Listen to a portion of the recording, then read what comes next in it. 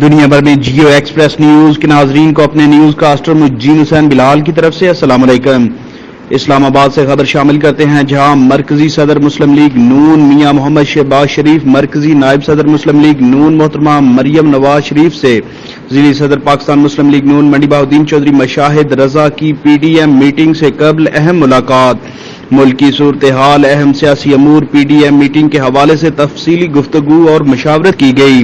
مرکزی قائدین نے مسلم لیگ ہاؤس منڈی بہاؤدین میں یوم تکبیر کے بہترین پروگرام پر چودھری مشاہد رضا اور نون لیگ منڈی بہاؤدین کے عہدیداران ورکر کو سراہا۔